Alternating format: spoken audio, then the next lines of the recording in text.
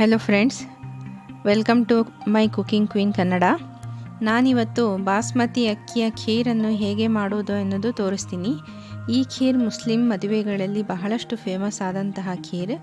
ಈ ಖೀರ್ ನೀವು ಬಾಸ್ಮತಿ ಅಕ್ಕಿ ಅಥವಾ ಮಾಮೂಲಿ ಅಕ್ಕಿಯಿಂದನೂ ಮಾಡಬಹುದು. ಇದು ಬಹಳ ಸುಲಭವಾಗಿ ಮತ್ತು ಬಹಳ ಬೇಗವಾಗಿ ಆಗುವಂತಹ ಖೀರು. ನಾನು ಸ್ವಲ್ಪ ಈಸಿ ಮೆಥಡಲ್ಲಿ ತೋರಿಸ್ತೀನಿ, ಬಹಳ ಟೇಸ್ಟಿಯಾಗಿ ಆಗುತ್ತೆ. ಬನ್ನಿ ಇದನ್ನು ಹೇಗೆ ಮಾಡೋದು ಅನ್ನೋದು ನೋಡೋಣ.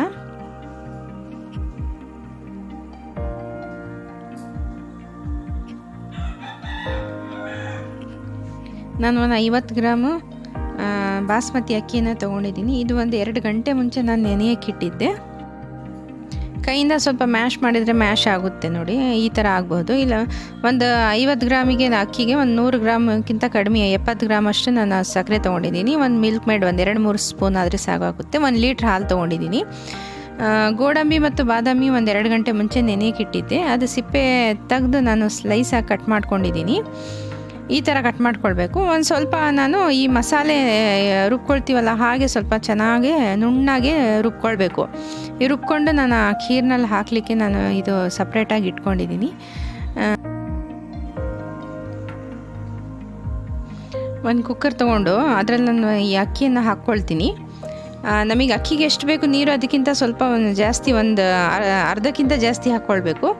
ಇದು ಜಾಸ್ತಿ ನೀರಿದ್ದರೆ ಇನ್ನೂ ಚೆನ್ನಾಗಿ ಮ್ಯಾಶ್ ಆಗುತ್ತೆ. ಇದನ್ನು ನಾನು ಒಂದು 2-3 ವಿಷಲ್ ಬರುವವರೆಗೂ ನಾನು ಇದು ಬೇಯಿಸ್ಕೊಳ್ತೀನಿ, ಅಕ್ಕಿನ ಬೇಯಿಸ್ಕೊಳ್ತೀನಿ. ಅಷ್ಟವರೆಗೂ ನಾನು ಹೇಗೆ ಇದನ್ನು ರುಬ್ಕೊಂಡು ಮಸಾಲೆ ಮಾಡ್ಕೊಳ್ಬೇಕು ಅನ್ನೋದು ತೋರಿಸ್ತೀನಿ. ನೋಡಿ, ಇದು ಗೋಡಂಬಿ, ಬಾದಾಮಿ ಮತ್ತು ಏಲಕ್ಕಿಯನ್ನು ಹಾಕ್ಕೊಳ್ತೀನಿ ಒಂದೇ ಸಲ. ನಾವು ಏಲಕ್ಕಿ ಕುಟ್ಟಾದರೂ ಹಾಕ್ಕೊಳ್ಬೋದು, ಅಂದರೆ ಇದರಲ್ಲೂ ಹಾಕಿದ್ರು ಇನ್ನೂ ಚೆನ್ನಾಗಿ ಸ್ವಲ್ಪ ಎಲ್ಲ ನುಣ್ಣಗಾಗುತ್ತೆ ಅಂತ ನಾನು ಇದರಲ್ಲಿ ಹಾಕ್ಕೊಂಡು ರುಬ್ಕೊಂಡು ಈ ಥರ ಇಟ್ಕೊಳ್ತಾ ಇದ್ದೀನಿ. ಒಂದು ಪ್ಯಾನಲ್ಲಿ 1 ಸ್ಪೂನ್ ನಾನು ತುಪ್ಪ ಹಾಕ್ಕೊಂಡು ಇದು ಬಿಸಿ ಆದಮೇಲೆ ಚಕ್ಕೆ ಮತ್ತು ಗೋಡಂಬಿ, ಬಾದಾಮಿ ಸ್ಲೈಸಾಗಿ ನಾನು ಕಟ್ ಮಾಡ್ಕೊಂಡು ಇಟ್ಕೊಂಡಿರೋದು ಎಲ್ಲ ಚೆನ್ನಾಗಿ ಹುರಿದ್ಕೊಳ್ತೀನಿ. ಫ್ರೈ ಮಾಡ್ಕೊಂಡು ತೆಗೆದುಕೊಳ್ಬೇಕು.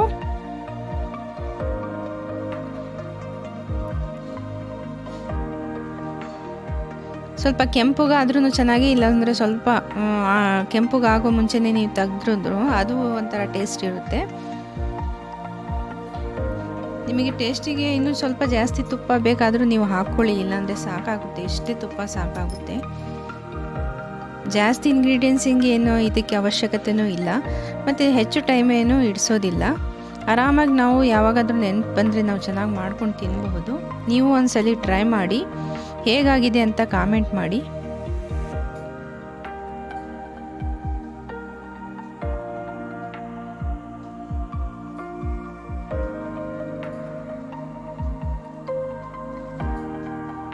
ಇದನ್ನೆಲ್ಲ ನಾನು ತೆಗೆದುಕೊಂಡು ಹಾಲನ್ನು ಹಾಕ್ಕೊಳ್ತೀನಿ.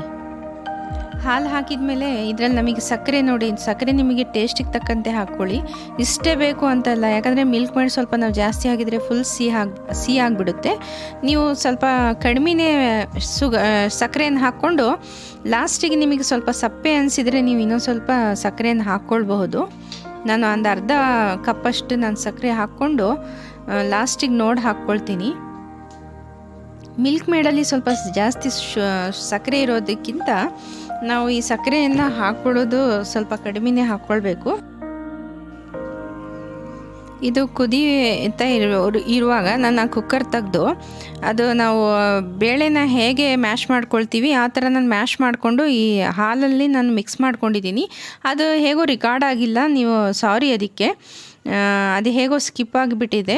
ನಾನು ಈ ಹಾಲು ಕುದಿಯೋವರೆಗೂ ನಾನೇನು ಮಾಡಿದೆ, ಆ ಕುಕ್ಕರ್ ತೆಗೆದು ಆ ಅಕ್ಕಿನ ಚೆನ್ನಾಗಿ ಮ್ಯಾಶ್ ಮಾಡಿಕೊಂಡು ನಾನು ಈ ಹಾಲಲ್ಲಿ ಹಾಕ್ಕೊಳ್ಬೇಕು. ಹಾಕ್ಕೊಂಡು ಸ್ವಲ್ಪ ಕುದಿಯೋ ಶುರು ಆಯಿತು, ಅದರಲ್ಲಿ ನಾನು ಈ ಗೋಡಂಬಿ, ಬಾದಾಮಿ ಪೇಸ್ಟ್ ಎಲ್ಲ ನಾನು ಮಿಕ್ಸ್ ಮಾಡ್ಕೊಳ್ತಾ ಇದ್ದೀನಿ. ಮತ್ತು ನೀವು ಅಕ್ಕಿ ಹಾಕಿಲ್ಲ ಅಂತ ಅಂದ್ಕೊಳ್ಬೇಡಿ. ನಾನು ಅಕ್ಕಿ ಫಸ್ಟಿಗೆ ಹಾಲು ಕುದೀತಾ ಇತ್ತಲ್ಲ ಆವಾಗ ಎಲ್ಲ ಆ ಬಾಸ್ಮತಿ ಅಕ್ಕಿ ಎಲ್ಲ ಮ್ಯಾಶ್ ಮಾಡಿಕೊಂಡು ನಾನು ಇದರಲ್ಲಿ ಹಾಕ್ಕೊಂಡಿದ್ದೀನಿ. ಅದು ರೆಕಾರ್ಡ್ ಆಗಿದೆ ಅಂತ ನಾನು ತಿಳ್ಕೊಂಡಿದ್ದೀನಿ. ಅದು ರೆಕಾರ್ಡ್ ಆಗಿಲ್ಲ, ಅದಕ್ಕೆ ಕ್ಷಮಿಸಬೇಕು. ನೋಡಿ, ಈ ಥರ ಎಲ್ಲ ಚೆನ್ನಾಗಿ ಎಲ್ಲ ಮಿಕ್ಸ್ ಮಾಡ್ಕೊಳ್ಬೇಕು. ಒಂದು 5 ನಿಮಿಷ ನಾನು ಈ ಥರನೇ ಕಡಿಮೆ ಫ್ಲೇಮಲ್ಲಿ ಚೆನ್ನಾಗೇ ಒಂದು ಕುದಿಯೋಕ್ಕೆ ಬಿಡ್ತೀನಿ. ಕುದಿಯುವಾಗ ನಿಮಗೆ ಗೊತ್ತಾಗುತ್ತೆ ಇದರಿಂದ ಕನ್ಸಿಸ್ಟೆನ್ಸಿ ಎಷ್ಟಾಗುತ್ತೆ ಅಂತ. ಸ್ವಲ್ಪ ಥಿಕ್ನೆಸ್ ಬಂದರೆ ಸಾಕಾಗುತ್ತೆ. ಮತ್ತು ತಣ್ಣಗಾದ್ಮೇಲೆ ಇನ್ನೊಂದು ಸ್ವಲ್ಪ ಗಟ್ಟಿಯಾಗುತ್ತೆ. ಹಾಗಾಗಿ ಸ್ವಲ್ಪ ಲಿಕ್ವಿಡ್ ಇದ್ದಾಗೇ ನೀವು ಸ್ಟವ್ ಆಫ್ ಮಾಡಿಬಿಟ್ರೆ ಚೆನ್ನಾಗಿರುತ್ತೆ. ಇದರಲ್ಲಿ ನಾನು ಮಿಲ್ಕ್ ಮೇಡ್ ನಿಮಗೆ ಟೇಸ್ಟಿಗೆ ತಕ್ಕಷ್ಟು ನೀವು ಮಿಲ್ಕ್ ಮೇಡ್ ಹಾಕಿ, ಜಾಸ್ತಿ ಹಾಕೋಕ್ಕೇನು ಹೋಗಬೇಡಿ. ಒಂದು 2-3 ಸ್ಪೂನ್ ಹಾಕಿದ್ರೂ ಅದು ಟೇಸ್ಟ್ ಭಾಳ ಚೆನ್ನಾಗಿ ಬರುತ್ತೆ. ಎಲ್ಲ ನಮಗೆ ಜಾಸ್ತಿನೇ ಬೇಕು, ಅವಾಗೇ ಚೆನ್ನಾಗಾಗುತ್ತೆ, ಎಲ್ಲ ಮೆಟೀರಿಯಲ್ ಇದ್ರೆ ಚೆನ್ನಾಗಾಗುತ್ತೆ ಎಲ್ಲ ಅಂತ ಅನ್ನೋದು ತಪ್ಪು. ನಾವು ಎಷ್ಟು ಅದಕ್ಕೆ ಬೇಕು, ನಾವು ಯಾವ ಥರ ಮೆಜರ್ಮೆಂಟಿಂದ ನಾವು ಹಾಕಬೇಕನ್ನೋದೇ ಅದೇ ಇದರಲ್ಲಿ ಮುಖ್ಯ. ನೋಡಿ ಇದರ ಕುದೀತಾ ಇದೆ. ಒಂದು 5 ನಿಮಿಷ ನಾನು ಕುದಾದ್ಮೇಲೆ ತಣ್ಣಗಾಗಲಿಕ್ಕೆ ಬಿಡ್ತೀನಿ.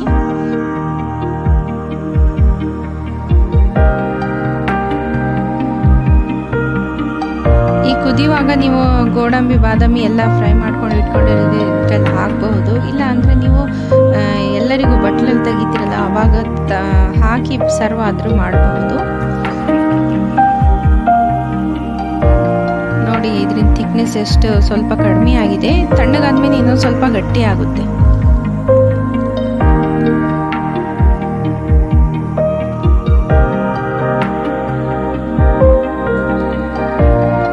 ಇಷ್ಟಾದರೆ ಸಾಕಾಗುತ್ತೆ. ನಾನು ಸ್ಟವ್ ಆಫ್ ಮಾಡಿ ನಾನು ಈ ಗೋಡಂಬಿ ಬಾದಾಮಿ ಒಂದು ಅರ್ಧ ಹಾಕ್ಕೊಂಡು ಸ್ವಲ್ಪ ಅರ್ಧ ಉಳಿಸ್ಕೊಳ್ತೀನಿ.